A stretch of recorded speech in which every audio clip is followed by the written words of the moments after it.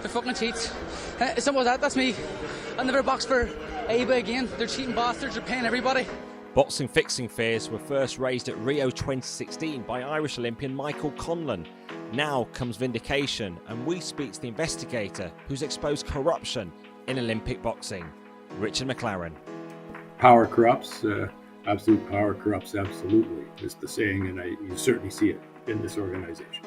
Also ahead on Sport Unlocked, a sexual abuse scandal in American soccer, growing criticism of FIFA and their Biennial World Cup plans, the latest in the legal battle over the Super League, F1 heads to Qatar, and China's coronavirus plans for the Beijing Olympics.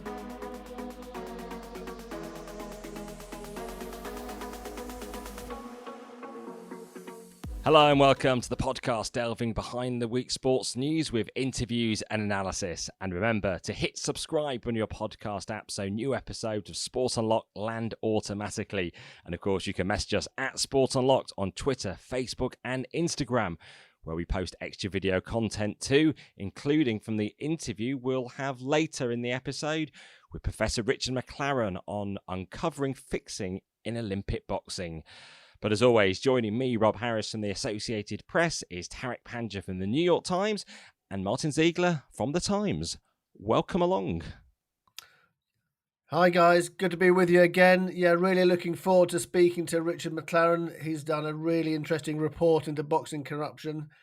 And on a slightly different note, Tariq, I think you suggested a few months ago that there could be a match between the Euro 2020 winners, Italy, and the Copa American winners, Argentina, as a memorial to Diego Maradona. And now that has been announced. Yeah, another sign of the deepening ties between UEFA and CONMEBOL. This, I would say, quite an exciting game for the football romantics. Argentina, the Copa America champions, against Italy, who won the Euros on penalties against England. A great game, and obviously Maradona sadly died not so long ago and has been talked about as a potential memorial match with, and this hasn't been confirmed, with a possible location of Naples, the stadium that's now been renamed after Diego Maradona as the potential venue for this game. I think that'd be wonderful, and this would be the first match of I think 3 that they've agreed between the champions of South America and the champions of Europe, and what a great way to kick that off. Martyn, of course, there might be something more to this: the idea of UEFA and CONMEBOL putting a stake down on the football calendar. Yeah, Rob. I mean, it's. I think we're going to talk about the latest with the FIFA Biennial World Cup plan later, but is this another shot fired in the war between FIFA and UEFA over a 2-yearly World Cup, or whatever the football calendar is going to look like? I mean, particularly so the fact that UEFA and CONMEBOL are opening an office in England, in London. That's a rival international institution almost. We've never seen 2 bodies joined together like that.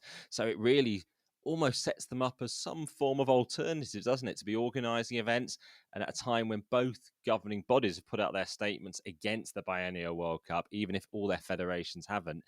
And in this ever-changing world of football, it's not the only office that might be set up, because, of course, Tariq, FIFA could be heading to New York with part of their commercial division too. Yeah, it seems a lot of plates are shifting here. We're talking about, new competitions, new games, etc. And there might be new offices.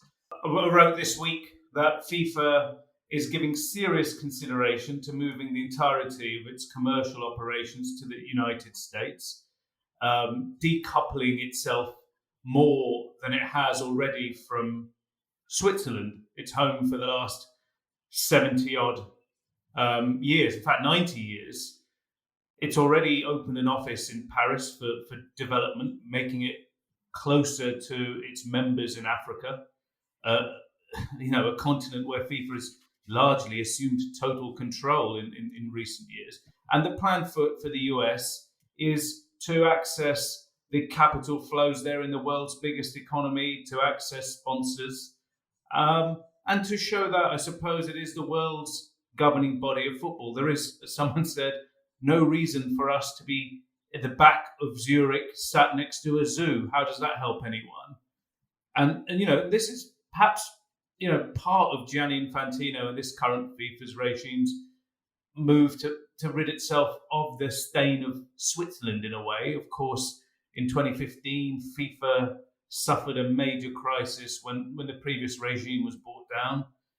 Raids on the Borolac Hotel removed many of its top leaders. And then, of course, Gianni Infantino, the current president, has had a kind of tortured relationship with the legal authorities in Switzerland, where he remains under investigation for these meetings with the former Attorney General. Meetings, in fact, that brought the former Attorney General, Michael Lauber, down. So, this is, I feel, a part of FIFA's move away from its home for the last few decades. Can't believe they're not deciding to open in London, particularly as we've now in the last couple of weeks had the opening of Salt Bay's Nusret restaurant with its steak costing £630 and a favourite of Gianni Infantino is to eat there. Yeah, would have been handy, the gold flaked steak. Gianni, obviously a big fan. Perhaps Nusrat might be opening one in New York or Los Angeles one of these days. Perhaps already has one. Well, time for us to switch at least to Switzerland now, because that's where this week Professor Richard McLaren unveiled his investigation report into corruption, bribery and manipulation of results in Olympic boxing. Many will know Richard McLaren from his investigations into state-sponsored doping in Russia over the last decade. Well, now he's turned his attention to the amateur boxing governing body, AIBA. And this is a report that shows that there were potentially 11 suspicious bouts at the 2016 Rio Olympics. In cases we saw judges deciding beforehand who would win certain fights. There were removal of judges who wouldn't agree to cheat. And overall, what we really see from McLaren's report is a lot of troubling evidence about the world of boxing. Yeah, I mean, this is like a work in progress, but his first report is pretty devastating for boxing. Basically, bouts at Rio were manipulated by judges, and interesting for those who remember the London 2012 Olympics that Azerbaijan and Kazakhstan both made massive donations of millions of dollars in loans to the AIBA, the International Boxing Federation. And actually, when that was exposed by a BBC investigation before the Olympics, there then was a reverse manipulation where CK Wu, the president of the international boxing, ordered effectively that the Azerbaijan should not win any medals, even if their fighters were supposed to, because he didn't want it to look as though that they were being rewarded for the money that they'd paid. Well, someone feeling vindicated particularly is Michael Conlon, the Belfast Boxers bantamweight quarter-final against Russia's Vladimir Nikitin, was investigated by McLaren. He lost a split decision at the time of Rio 2016, and Conlon himself was furious, raising these corruption allegations against AIBA immediately after the bout on RTE, Irish television. Yeah, AIBA cheats. They're fucking cheats. Simple as that. That's me. I'll never box for AIBA again. They're cheating bastards. They're paying everybody. And no, I don't give a fuck. I'm cursing on TV and retaining this here. That's here to win Olympic gold. My dream's been shattered now. But you know what? I have a big career ahead of me. And these they're known for being cheats, and they'll always be cheats. Amateur boxing stinks. No, I'm not a loser. I'm a winner. And today just showed how corrupt this organisation is.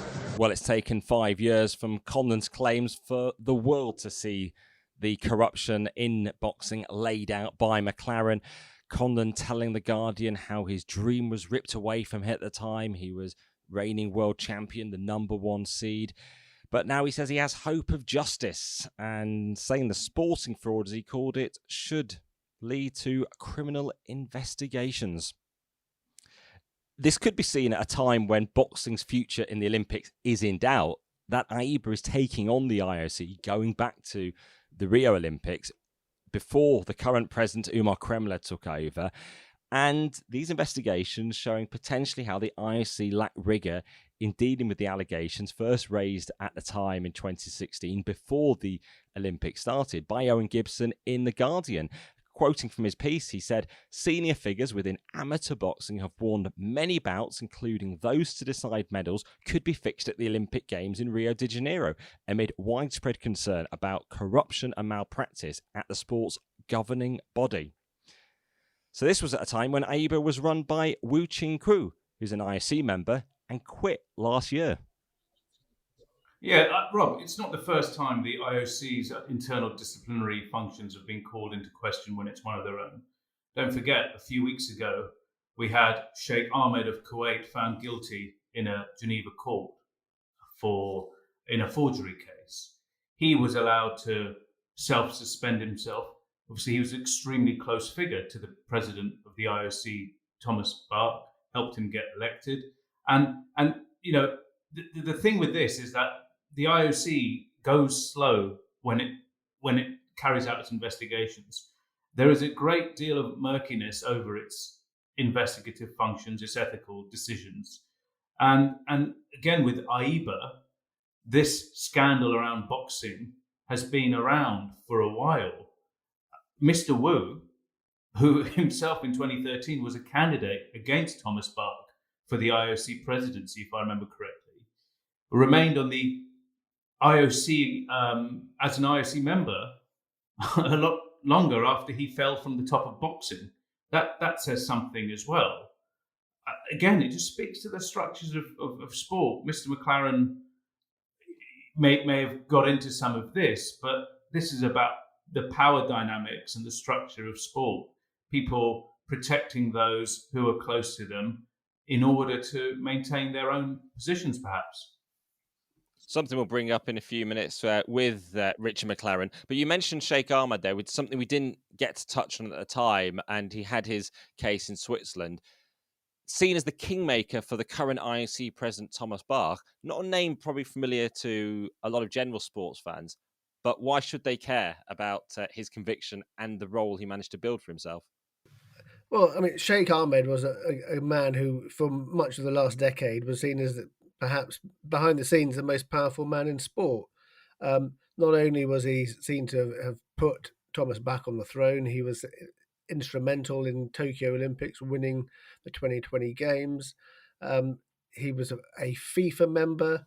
He was in Asia. He basically ran the Asian Olympic Confederation. He also was the president of the Association of National Olympic Committees, which was basically the organization of all the countries, which is very, very powerful because obviously it affects a lot of votes. So this guy had his fingers in every pie you can possibly imagine. Now he has received a prison sentence in Switzerland for forgery.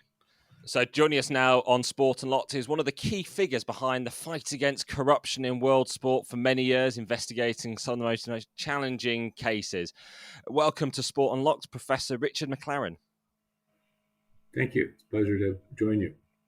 Now, you've just completed this fast investigation into the world of boxing. Just how troubling was what you uncovered about the corruption, particularly at the 2016 Rio Olympics? Well, it's troubling from a number of dimensions.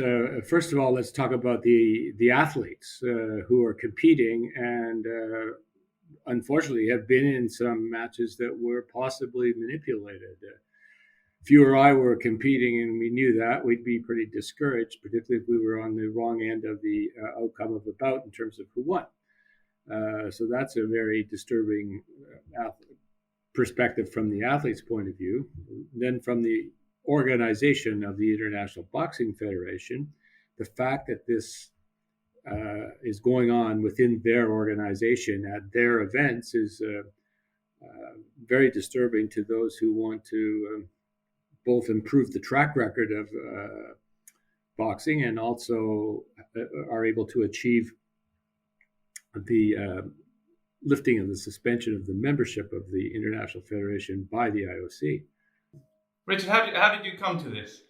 Unlike some of the other investigations that I've done over the years, where we have had whistleblowers, key whistleblowers, many of them first in the public domain, even before we began the investigation, there really is no whistleblower in this proceeding, at least at the moment. So what we had to do is interview a large number of people, mesh the information gathered, go through the electronic records of the sport. We visited the offices in Lausanne and downloaded a lot of information. And we were also able to acquire different audio recordings made by different people. And so we had put all that intelligence together and then analyze it to determine what we thought was going on, which we've now put into the report. It was interesting. So you don't have, obviously, subpoena powers, and a lot of folks aren't compelled to speak with you, I suppose, if they're no longer in the sport. How much more is there, do you think, to glean? Is this a tip of the iceberg situation, or do you think you've found most of what needs to be found? We're partway down the iceberg, perhaps more than a little bit of the tip. But how much more information? Not sure. One of the puzzling things is that once you've dealt with all of the people that were involved in Rio, and they were dealt with at the time by the sport, by being suspended as referees and judges, R&Js, or in whatever administrative capacities they had, such as the executive director. That's all been dealt with, but yet you see suspect matches appearing in May of this year at the European Championships in Doha. And how is it that this process has now creeped forward almost 5 years and seems to still be present? So there's definitely more to be examined surrounding what went on earlier this year and the connecting points in between the impact after Rio and today. And that's really what the current stage is going to be all about. So there's quite a bit to look into. And in that period, there's also the issues that began to occur in 2011 with money that was provided by two different sources to the sport and led to not very astute use of that money and differences with the providers. And that was driving them to indebtedness that had to be resolved. And that was resolved in this period of this year.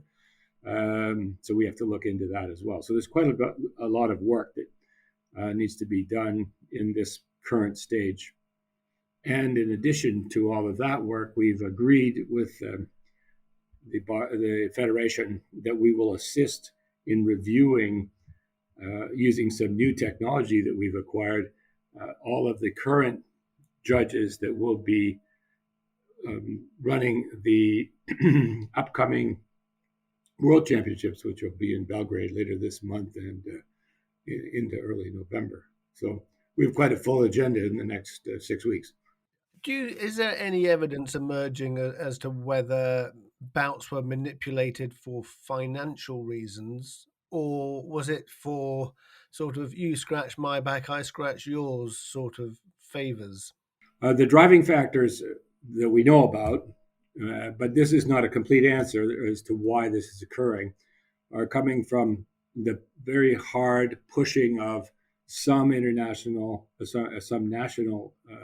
boxing federations and some national Olympic committees from certain countries pushing hard for their boxers to be successful at whatever competition we're talking about. So that's one group that are pushing for manipulating bouts. Then internally with the R&Js, the referees and judges, the incentive seems to be not money, not payment of money, although there seems to be some of that, but let's not emphasize that because the real incentive is the intangible benefits. A lot of the R&Js come from all sorts of different backgrounds throughout the world. And for many of them, what's going on in terms of the travel and location of work as a volunteer R&J and the style in which they live while they're there is not something that would be supportable what they do day to day in their regular work. And so that, plus the prestige of being an R&J for the International Boxing Federation, I think are the intangible benefits that motivate them to be compliant when asked or told that the boxer had the blue corner should be winning this upcoming bout between two boxers by either being compliant because they're told that they should favor that boxer, or simply turning a blind eye to what's going on. You talk about this culture of fear and intimidation. How did that manifest itself? Well, that's an interesting question, because if you go back in the history, I mean, that goes back to the previous president before C.K. Wu, and he became president in 2006, I believe it was. And the man before him was a man named Chowdhury. And that was a very autocratic regime when he was president. And that's where the fear, and the fear being, I'm at this competition. If I don't do what I'm asked to do, I won't be at any others going forward. So that's that loss of that intangible benefit, which isn't money, but all the other things I just spoke about. The culture you described at AIBA, you could replicate that across the board when it comes to sports organizations internationally. A powerful figure at the top, surrounded by people who are compliant for reasons of wanting to remain within this cozy bubble.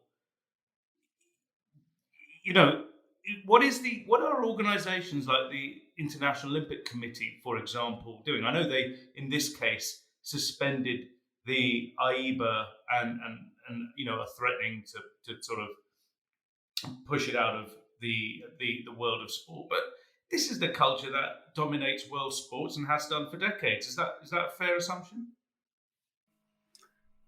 Well, I haven't looked into what's going on in the IOC, so I'm not going to make any comments about what's going on in the IOC.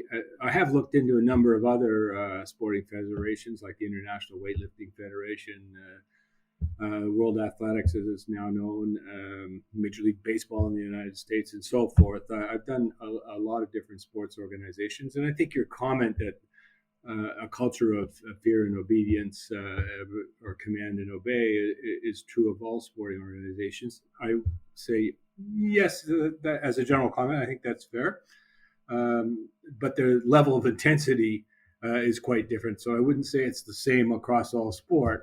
And this sport has a very high level of intensity of that problem. And a previous investigation last year with international weightlifting, I would say that one was even more dominant, with a very dominant president and creating a single person who had complete control and didn't hesitate to retaliate when somebody didn't do what was asked.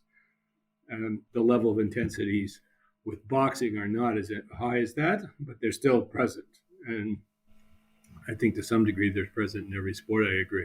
Is it the point actually that we're sort of discussing, that how the pursuit and the maintenance of power can often be at the heart of corruption? And while someone might not set out to be obviously corrupt, the decision making, the way people try to sustain power, and even changes to the sport actually induce things of concern. I mean, people even look at how FIFA now is trying to push through a World Cup every 2 years and think, is that as much about trying to enhance power at the top than actually work for the game?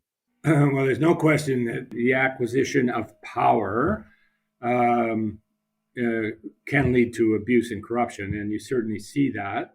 And this particular sport, boxing, has a constitutional structure that would spread that authority or power across a number of individuals and commissions with multiple members. What's happened, though, is gradually the very senior people at the top have taken over that spread of authority and concentrated it primarily it was concentrated in the executive director at the time. And then that's when that increased power, not really provided within the rules, starts to be exercised to override proper actions by various bodies like the Draw Commission selecting who the RNJs should be at a competition. That accumulation of power then has led to facilitating the corruption.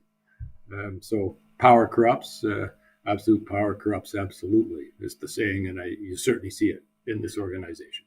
Do you think it's likely you'll be able to recommend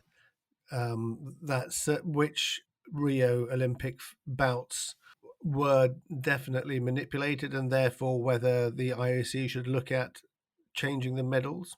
But we think we'll be in a position as we move through this current stage to be more definitive of the number of matches we think are highly suspicious. We now have a list of them. They're in the report. And we'll drill down to see if we think that we can get a more definitive view of manipulation. But the sport itself, with its experts, which we are not, can evaluate the judging in a highly suspicious match. We really cannot do that. All we can do is narrow it down to this number of bouts we think are a problem. And you should be reviewing the videos there and making an assessment of the quality of the officiating. And we'll try and assist with any other background information that we have, quite apart from our coalescing of all the intelligence we have from different sources and our statistical analysis, which is explained in the report. Can we trust sports that are so reliant on the scoring of judges, as we've seen in this investigation? Well, that's an interesting question, because I don't think I've ever come across a sport which has such an entirely subjective process of determining who wins a bout. And there are 5 referees. They all score the match. Only 3 of them, randomly selected, are the scores that determine the outcome of the bout. They're all positioned at different points on the sides of the ring. You can see that in the report. There's a diagram of it all. And only one position, number one judge, can really see the ring completely, because he's on the corner diagonally to where the athletes are in the blue and red corners. Let's say the number 2 judge and the number 5 judge are on opposite sides of the ring. So when somebody's punching and there's a profile, they can't see those punches, whereas the judge on the other side would see the punch. So they all get a very different perspective. There isn't even a uniform perspective of the competition because of being around the edge of the ring. So it's a very difficult sport to be a judge. And there isn't a technical formula by which they can keep track of it. They have to give their opinion of what went on in round 1 or round 2, whatever it is, within 10 seconds or so afterwards.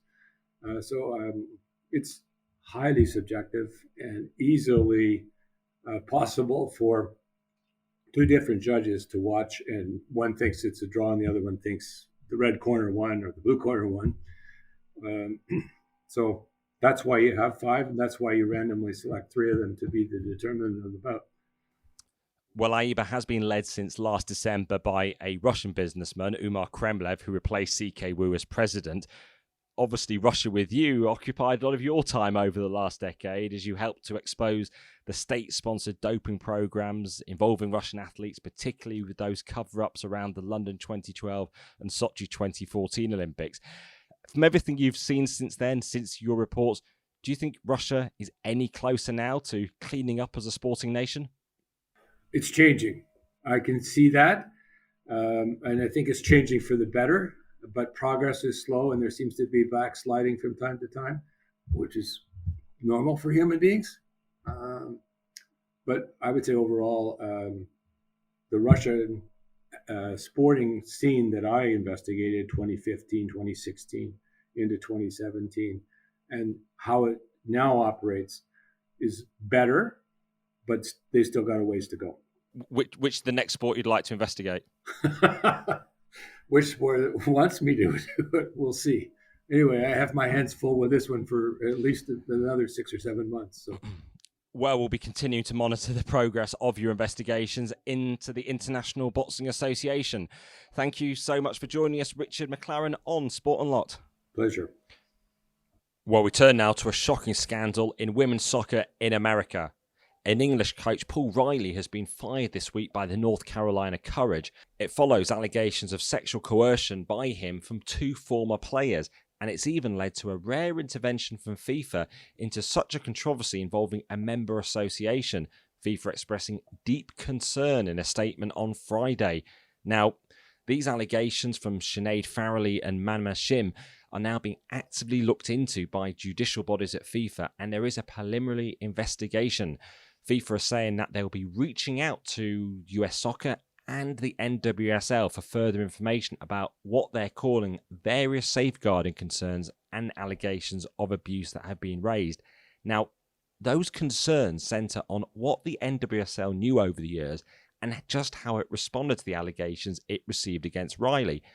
We've already seen a round of games called off in the NWSL amid an outcry from players about the league's conduct. One player, Sophia Smith, saying what's happening in this league is sickening. As a young player, it's scary and intimidating to know who's looking out for you.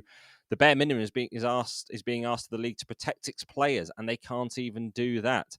Alex Morgan, Megan Rapinoe also having concerns about the statement from the NWSL Commissioner Lisa Baird. And this is a particular thing that they're saying the allegations were new, whereas they were informed multiple times of allegations, Alex Morgan saying, and she even posted online various screenshots of emails. And the fact the league must take responsibility for the process. And it's one of those examples, again, of perhaps a governing body not thoroughly investigating stuff at the time and almost hoping it goes away. And then it resurfaces eventually in this case where whistleblowers or those victims eventually do come forward. Just on Lisa Baird, it doesn't look very good for her. She claimed in this statement issued as a result of the story or to the journalists that she was shocked and kind of appalled by what they had found out.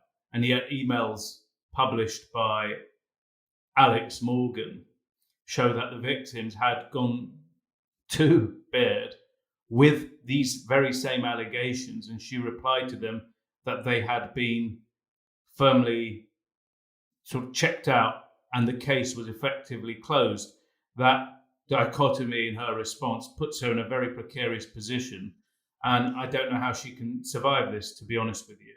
The wider question here, though, about governing bodies and allegations of abuse, they don't want to rock the boat, it seems, particularly something like the NWSL. It's the third iteration of a professional women's football league in the United States. That puts it in quite a precarious position, and they probably don't want any negative headlines, and they try and bury all of this stuff because they're probably thinking we want our business to grow, and any of this stuff, these terrible allegations will harm us, so we want to bury it. Now, that's awful if you're the victims. Yeah, US Soccer have said it. They've described the behaviour as repulsive and unacceptable. And it does say that they are going to be speaking to the NWSL about this. So yeah, clearly it's going to be some painful times there, and rightly so for the people if they didn't take any action on these previous reports. One comment from Eni Luco, the former England international, formerly at Aston Villa, now sporting director of the new club Angel City, saying it's disgraceful and appalling to read about this, and she's calling for wholesale reform of the NWSL governance. And she herself has experienced what happens when a governing body doesn't fully investigate allegations. Of course, it reached the British Parliamentary Select Committees 4 years ago with her case involving the FA. And that was an example in England of a player not feeling that their concerns were fully investigated. Well, there's examples all around the world. We've seen horrific cases of abuse of women, particularly in Afghanistan, in football there, in Haiti. And just following on from what we talked about with McLaren, Professor McLaren there, this issue of power dynamics in sports, and women's football particularly, these players don't have the cachet, the power of these wealthy, or the celebrity really of these wealthy male players, male athletes in the game. And for them, it's such a precarious position to be. They're paid very poorly. If they put their hands up to suggest they've been victims of abuse or malpractice, they can easily be swatted aside. And again, this is this issue of power in sports. Those who have it are able to act often with impunity. And in Europe this week, renewed questions about the fight against racism, because we did see the Rangers player Glenn Kamara being booed throughout the Glasgow side's game at Sparta Prague in the Europa League this week. What's curious about this is it was a stadium where effectively all adult fans were banned. They were only actually allowed fans up to the age of 16 years old, accompanied by an adult in some form. And the reason they were seemingly abusing him was because Kamara himself was abused in a game against Slavia Prague, which led to one of their players being banned for 10 games last season. I think this is one of the worst stories in terms of the timeline here is just simply horrific. And I think UEFA, again, we talk about them and their treatment of these racist offences, need to have a look at what they're doing. Why is a stadium ban not a stadium ban? And, you know, the 10,000 mainly children booing and whistling a player. He wasn't the only black player on that Rangers team, by the way. So it's clearly linked to the racist abuse he suffered at the hands of the other Czech player from Slavia Prague, the suspension that was meted out to that player.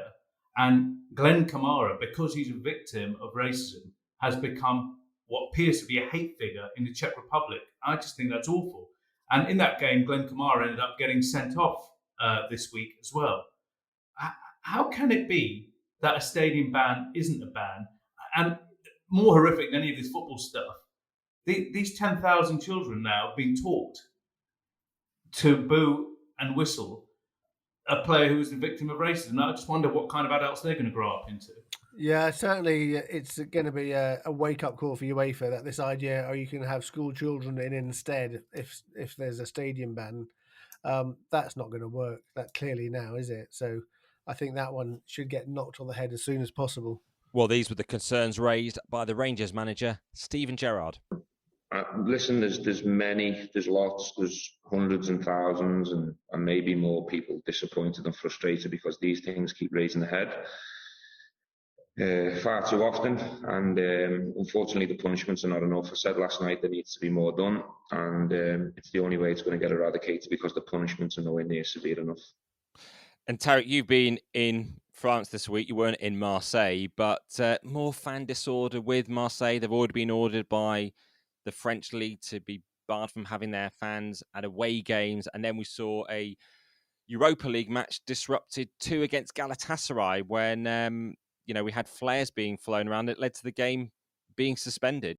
Yeah, this seems a spate of this, and I wonder if one group of fans are egging another group of supporters on. If you did that, we can do this. This is a particular issue in France. Now, I spoke to a team owner from the First Division this week about another matter, and he raised it, and his fans are behaved in similar fashion in a league game recently, and he was expecting the league to really come down hard on them, and he said he hoped they do.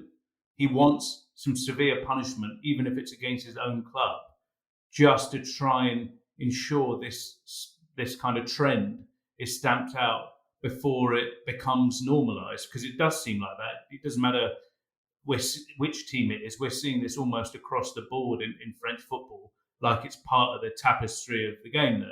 So he said he hopes they even shut down a part of their stadium or even the whole stadium for a game, just so the fans learn that this can't be tolerated any longer.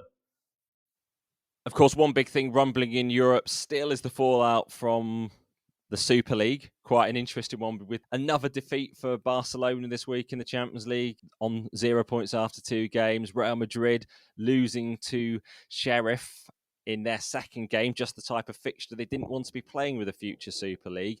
And not only has it been pretty bleak, though, on the pitch for the two Spanish giants, they've had some sort of a success in the Spanish courts this week, in the sense of UEFA caving in for now. Although they're in a long fight. This is all about trying to punish those 3 holdouts, so Juventus, Barcelona and Real Madrid, for still clinging on to this Super League. Yeah, this was related to the initial injunction that was announced the day after Super League launched in April by this Spanish judge, Lara, from a commercial court in Madrid. And he basically said then that until this case that at the time the 20 teams had bought, or the 12 teams had bought, that UEFA and FIFA or any other governing body should not stop them from acting as kind of economic actors and launching a new product, in this sense, a league. And if they did so, it would be an abuse of their monopoly, abuse of powers. So this injunction was passed. UEFA kind of carried on. They came to a quick agreement when those 9 teams that aren't lingering members of this Super League project folded. They came to an agreement, agreed to pay. I can't remember the wording was. They were careful not to call it a punishment, a contribution for this, and I think that was to do with the injunction. However, they then opened disciplinary proceedings against Real Madrid, Barcelona, and Juventus, the 3 holdouts, and under pressure from the judge, who said if UEFA carried on like they did with these disciplinary proceedings, he would hold them in contempt of the injunction, perhaps even open criminal proceedings against the president, Alexander Seferin. UEFA then stayed those disciplinary proceedings. For the judge, that wasn't enough. And they have had to now abandon everything and say, we have now taken actions as though we never took any in the first place. And that's quite significant. In some ways, it seems a legal mechanism to eventually potentially restart the action, because the day after withdrawing the case, they did, citing irregularities and lack of impartiality by the judge, make an attempt and file motions to get the judge removed from the case. Incredibly, the judge, presiding over this case, is due to speak at a conference about it in Spain in a few weeks, and that's the heart of one of the UEFA concerned about effectively a hometown judge acting with a favourable decision. Where is this all heading? Well, I think UEFA's hoping the European Court of Justice in Luxembourg gives them a favourable ruling to allow it to punish clubs for joining a Super League, or else it could give encouragement for new attempts at a breakaway ultimately. Interestingly, one of the UEFA have suspended the payments that had been agreed with the 9 clubs who dropped out of the Super League. So they won't take the money until the proceedings are finished. The Premier League, however, is not going to go down that road. It says it is not governed by Spanish law; it's governed by UK law. So it is. It says its financial fines, effectively, that it's the big 6 English clubs will stand. A Brexit dividend, you might say, Martyn.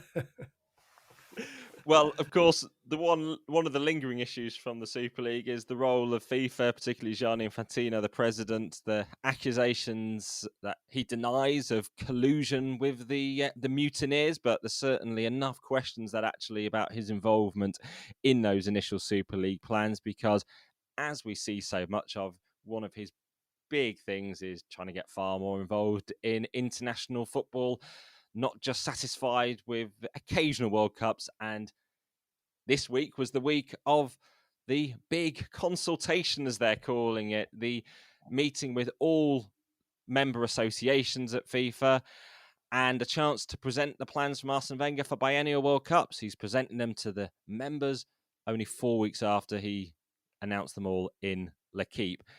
And how did Gianni Infantino describe this consultation process?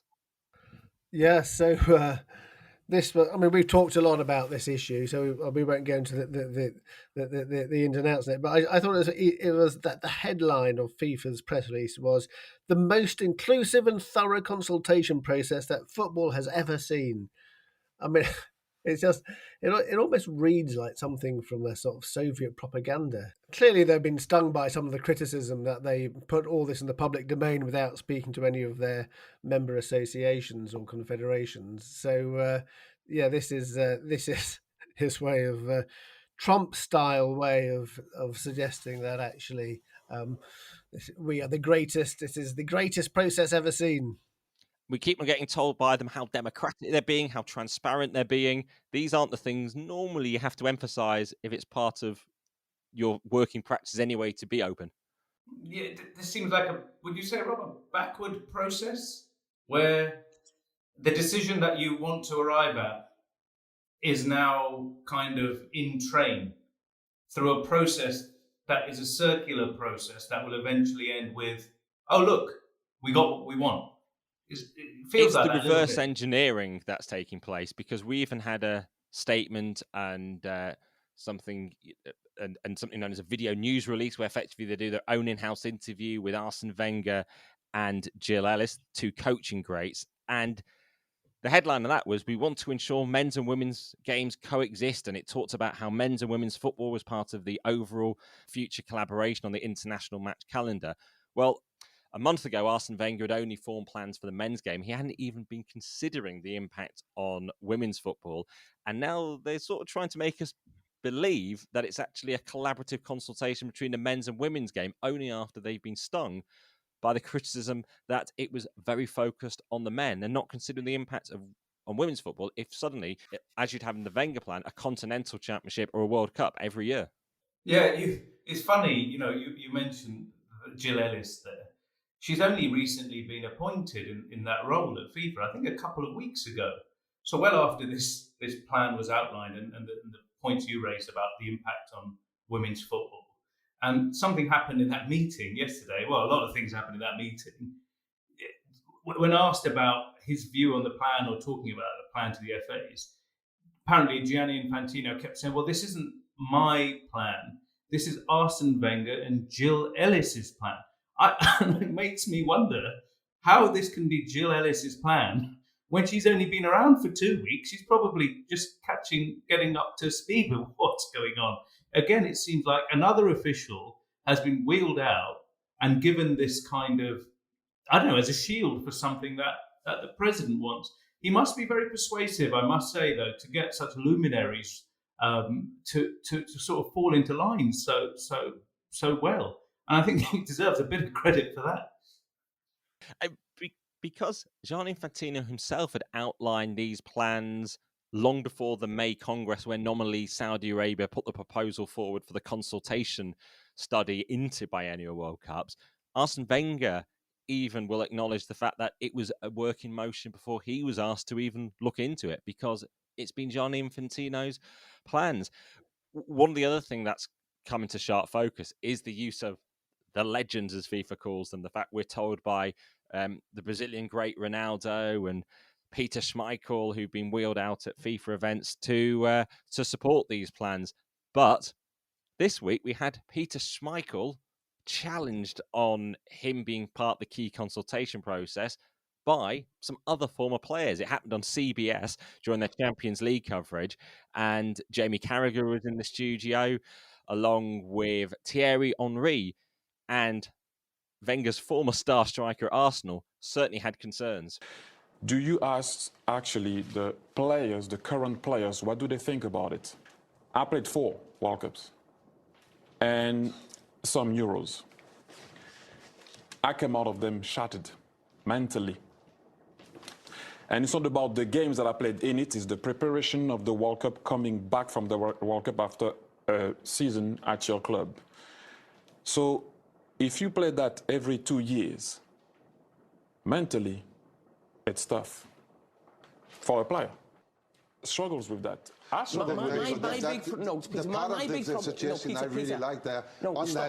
big problem is, I've been on the call with us. I've spoke to Arsene Wenger directly. I've been on a call with players, Javier Mascherano, I think Yaya Toure was on it. Maybe I haven't been invited to the next one because I'm maybe not as fully involved with it as you and pro the World Cup. My big problem is, why are we trying to get ex-players to support it? Ask the play. We're not going to play in it. Ask the players who are playing now. What are you looking at me like? No, because what I said, I'm not going to play. Ask Verratti, ask Chiellini, ask Mbappe, ask Mo Salah. They're the ones you need to get on board. Gareth Bale, who was a star of football, who's played in big tournaments, he's actually come out and said no. Doesn't mean every other player would say no, but they're the ones you should be asking, not former players, not Ronaldo, not Peter Schmeichel, not me. Jamie Carragher there suggesting Arsene Wenger didn't want to hear from him again after he wasn't necessarily supportive. I mean, as Tariq pointed out previously, all the dozens of legends who went to Qatar for the Wenger's first brainstorming session on this issue, they were all unanimously in favour of a Biennial World Cups. So, surprisingly, those that perhaps had different views weren't invited. Dozens of people did speak up for him again at the meeting this week. And again, it's not surprising which quarter they came from. We were told African official after African official lauded the plans and lauded Gianni Infantino for his great vision in coming up with this idea.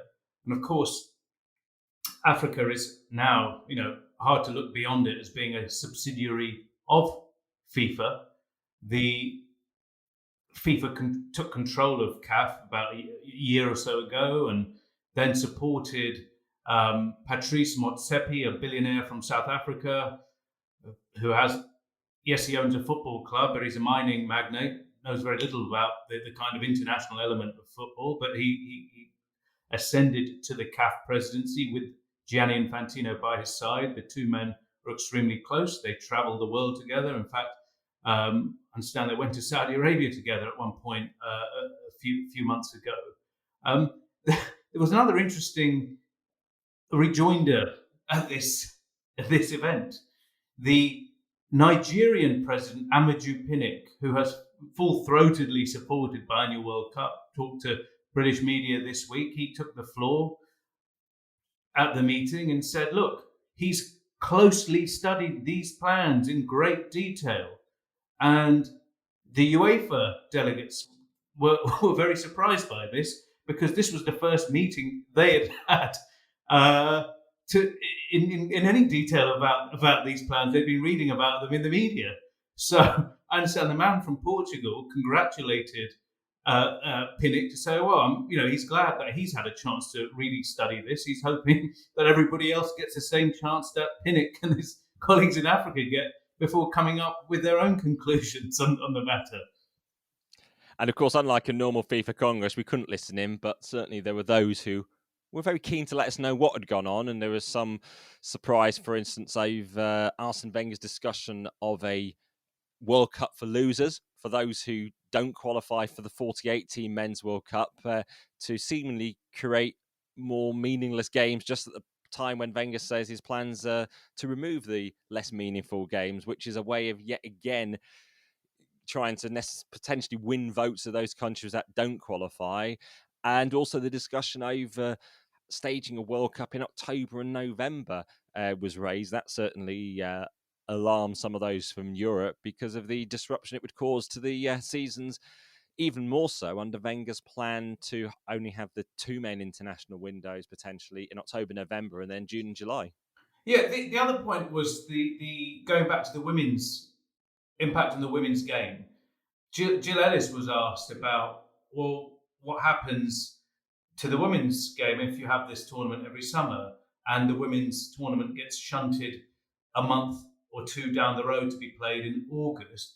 And she said something like the women's game is strong enough to survive anything. However, I was talking to some people recently, and they said from a broadcaster's point of view, let's not forget these broadcasting and sponsorship contracts are the absolute engine that fuels world football.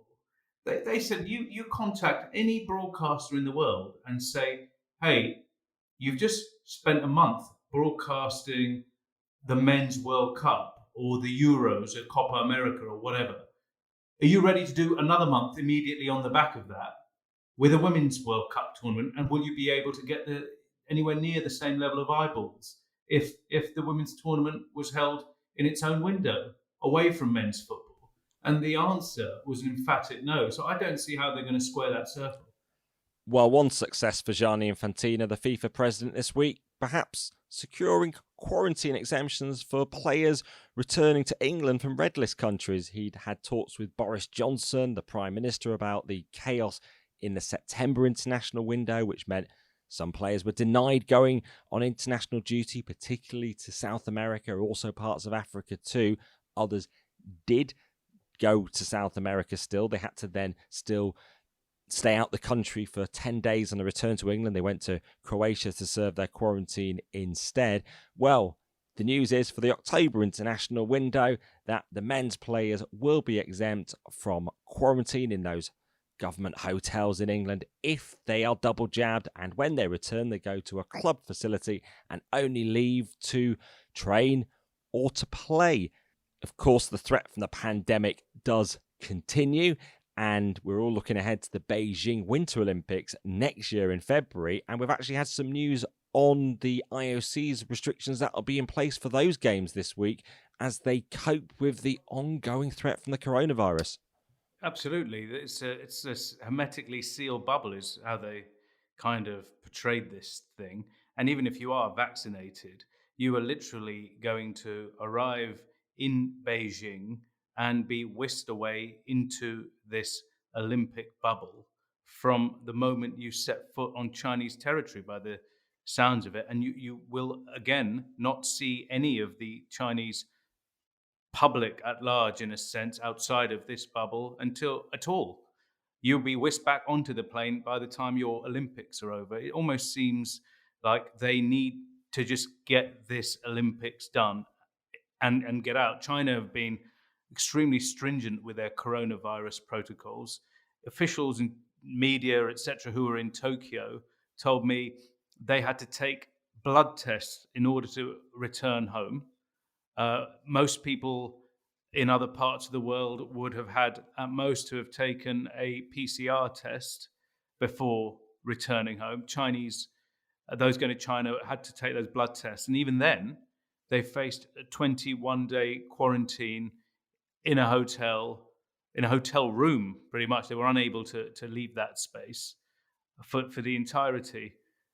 Now, that shows the dimensions that we're talking about when it comes to China. It will certainly not be like Tokyo, games that some who participated in whatever capacity found oppressive in its own right. And this, of course, was ongoing questions about whether the game should even be in China, given the country's crackdown on the Uyghur Muslim minority and human rights protests continuing there.